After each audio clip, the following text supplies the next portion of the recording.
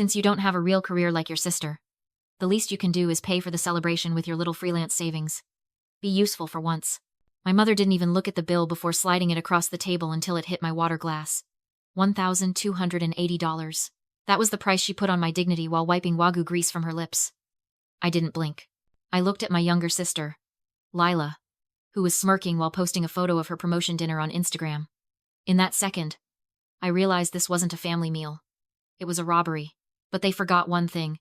I don't negotiate with thieves. I didn't reach for my purse. I reached for my phone. Before I show you exactly how I made them regret that sentence, tell me in the comments. Where are you watching from right now? To understand why I didn't flip the table right then and there, you have to understand the architecture of the Vance family. For 29 years, my sister Lila was the artwork, and I was the frame essential, structural, but designed to be invisible. I sat there, swirling my water, listening to Lila describe her new title of senior coordinator like she had just been appointed to the Supreme Court. She was 26, glowing with the kind of confidence that only comes from never having paid a real bill in your life. She didn't know that while she was spending her early 20s finding herself in hostels across Italy, the trips I funded with monthly transfers of $2,000, I was building a luxury logistics empire from a damp basement apartment in Chicago. They still think I'm a freelancer. That's the word my mother uses. Sienna does freelance computer work. It sounds transient, unstable. It fits their narrative. They don't know that my freelance work is actually a company that coordinates high-value transport for art galleries and tech giants. They don't know my personal net worth crossed the $4 million mark last quarter. To them, I am just the safety net they resent having to use. The memory that always stings the most happened 2 years ago. It was my parents' 30th anniversary. I wanted to do something big. Something that would finally make them look at me with the same adoration they saved for Lila. I bought them a Lexus RX 350. Dark blue, fully loaded. I wrote the check for $52,000. But because I was working a crisis shipment in Tokyo, I couldn't be there for the delivery. I asked Lila to handle the keys. When I came home a week later, the car was in the driveway with a giant red bow. My mother hugged Lila, tears streaming down her face, thanking her for organizing such a beautiful surprise. My father clapped Lila on the back, beaming.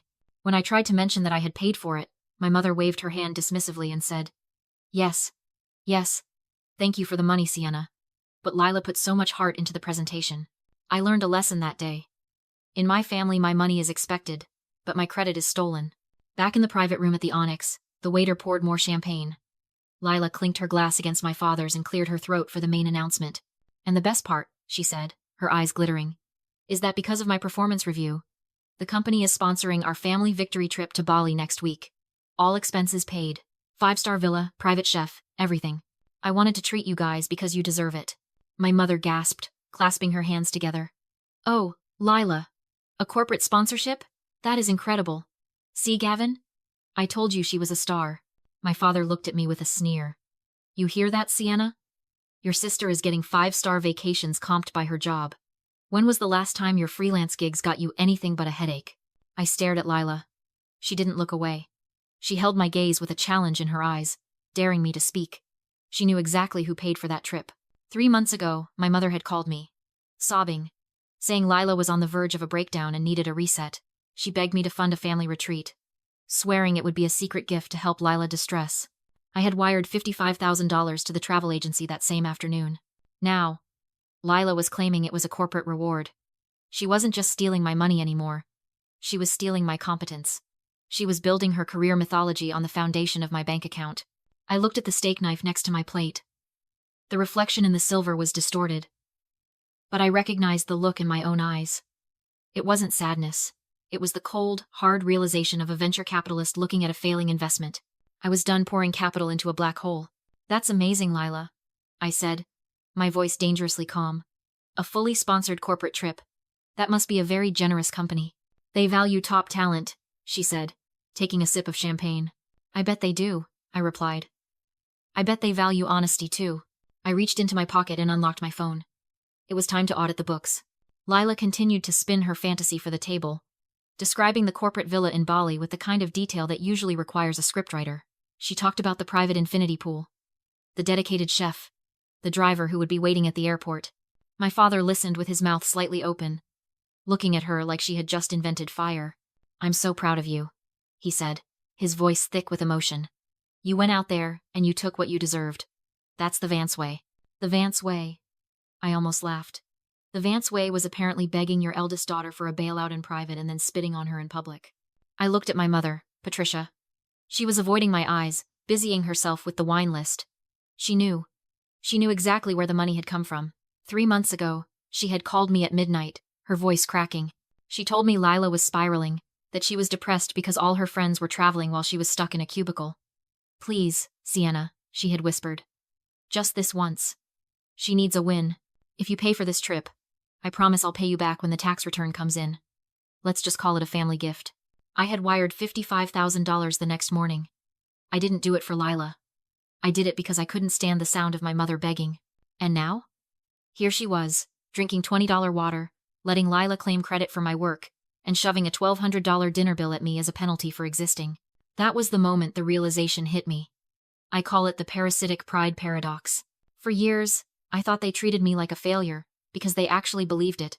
I thought if I just showed them my bank account, or my client list, or my terrifyingly high credit score, they would finally respect me. But sitting in that steakhouse, watching Lila preen over a vacation she couldn't afford, I understood the ugly truth. They didn't hate me because I was a failure. They hated me because I was the safety net. Lila knew she was mediocre. My father knew he was broke. My mother knew she was an enabler. Deep down, they all knew that without my freelance checks quietly covering the gaps, their comfortable suburban life would collapse within a month. But admitting that would mean admitting they were parasites. And parasites have too much pride for gratitude. So, they had to invent a narrative where I was the loser, and they were the benevolent successes. They had to treat me with contempt to protect their own fragile egos. If they admitted I was successful, they would have to admit they were mooching off me. By calling me useless, they could cash my checks without feeling like beggars. I looked at the bill sitting next to my water glass. $1,280. A drop in the bucket compared to what I usually spent. But it wasn't about the money. It was about the principle of investment. I wasn't a daughter sitting at a family dinner. I was a venture capitalist looking at a failing startup called the Vance family. I had poured capital into this venture for 5 years.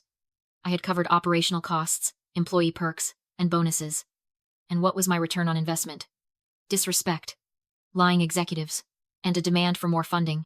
Any smart investor knows when to stop the bleeding. You don't keep funding a company that cooks the books and insults the shareholders. You liquidate the assets. You cut your losses. You shut it down. Lila, I said, my voice cutting through her monologue about the Bali sunset. You said the company is covering everything? Flights, accommodation, incidentals? Everything, she said, flipping her hair. It's a full package. That's fascinating, I said. Because I'm looking at something right now that says otherwise. I tapped the screen of my phone. It was time to show the board of directors the real audit. I stopped picking at my cold wagyu.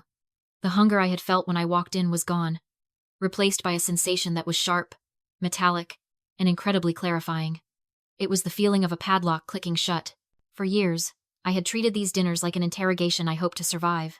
I would shrink in my chair, smile at the insults, and pay the bill, telling myself that keeping the peace was worth the price of admission. I thought if I just endured enough, eventually they would tire of using me. But looking at Lila, flushed with champagne and the high of her own lies, I realized they would never stop.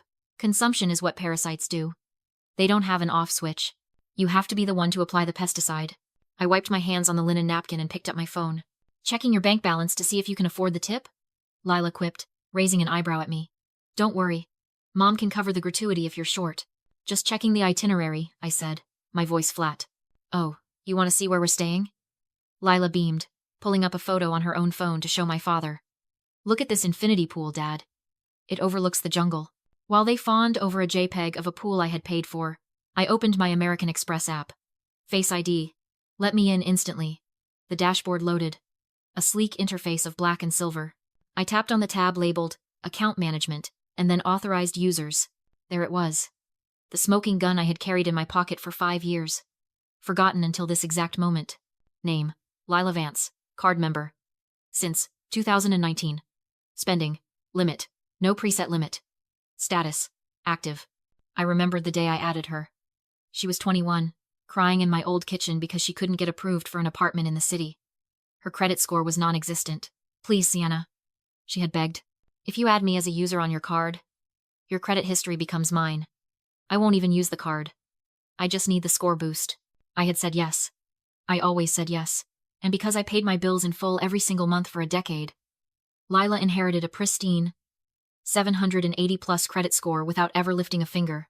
She built her entire financial identity, her car lease, her new apartment, the condo loan she was bragging about closing next week, on the foundation of my discipline. She wasn't just spending my cash. She was wearing my reputation like a stolen coat. I switched apps, navigating to the travel agency's portal. I pulled up the upcoming trips folder. Booking reference, 8842. Destination, Uluwatu, Bali. Accommodation, the Alila Villas. Primary guest, Leela Vance. Billing contact, Sienna Vance. Total charged, $55,420. Status, confirmed. Paid in full. I looked at the screen, then up at my family. The contrast was nauseating. On my screen was the mathematical proof of my success and generosity. In front of me was a group of people convinced I was a destitute failure. My father was laughing at something Lila said, pouring the last of the wine into her glass. "To the winner!" he toasted. "To the winner," my mother echoed. They were celebrating a theft. They were drinking wine paid for by the daughter they despised. Toasting the daughter who was robbing them blind of the truth. I took a screenshot of the booking confirmation. Then I took a screenshot of the authorized user dashboard. I felt a strange vibration in my hands. It wasn't fear. It was power.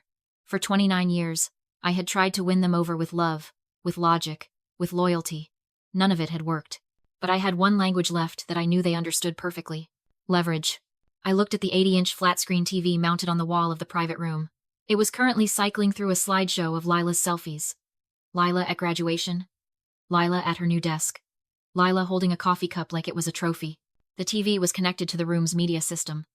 I could see the small Apple TV box blinking in the corner. "Hey, Lila," I said, interrupting her story about how she negotiated the villa upgrade.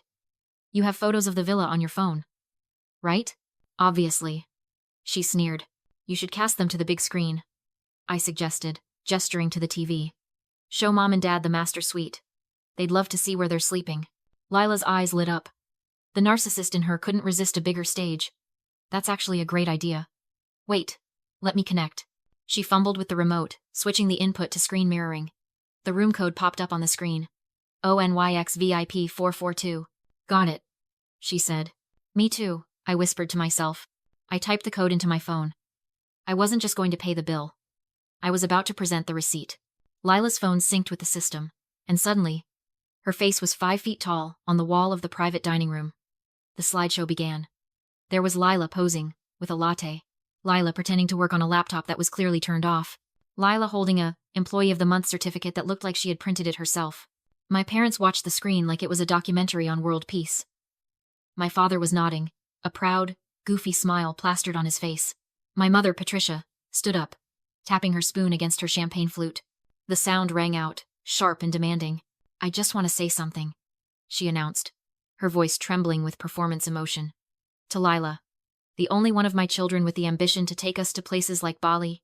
Thank God someone in this family has a future. Thank God we have one daughter who knows how to provide." She didn't look at me when she said one daughter, but the air in the room shifted. It was a direct hit. A public declaration that I was the dead weight, the failed experiment, the cautionary tale sitting at the end of the table. Lila preened, soaking up the adoration. She reached into her purse and pulled out a wallet. Not just any wallet, a designer clutch I had bought her for Christmas 3 years ago. From it, she produced a card. It hit the table with a heavy, metallic clink. The American Express Platinum. The waiter stepped forward, assuming she was paying. Lila waved the card in the air, catching the light. "Put it on this," she said, her voice loud and arrogant. Then she paused, looking at me with a smirk that was pure cruelty. "Actually, no. Wait. Let Sienna pay. She needs the points for her groceries. I heard freelancers are having a tough month." She laughed. My father laughed. My mother smiled indulgently, as if Lila had just told a charming joke instead of humiliating her sister. Lila slid the platinum card back toward herself, tapping it against her chin. "Besides," she added, "I need to keep my utilization low. Closing on my condo next week. Big moves. That card." I stared at it. I knew the weight of it. I knew the number embossed on the front. I knew exactly whose credit history kept it active. Seeing her wave it around like a magic wand she had earned made my blood run cold. She wasn't just spending my money. She was using my own success to bludgeon me. It was time. "You know," I said, my voice cutting through their laughter. I actually have the full itinerary for the Bali trip on my phone. The breakdown of the villa costs, the flight details. You should see it. Oh, send it to me later, Lila said dismissively. No, I said. I think we should look at it now. Since we're celebrating your generosity, I didn't wait for permission. While Lila was busy admiring her reflection on the big screen, I tapped the casting icon on my phone. I selected the room code, ONYXVIP442. The TV screen flickered. Lila's selfie dissolved into static for a split second. The room went quiet as the connection established.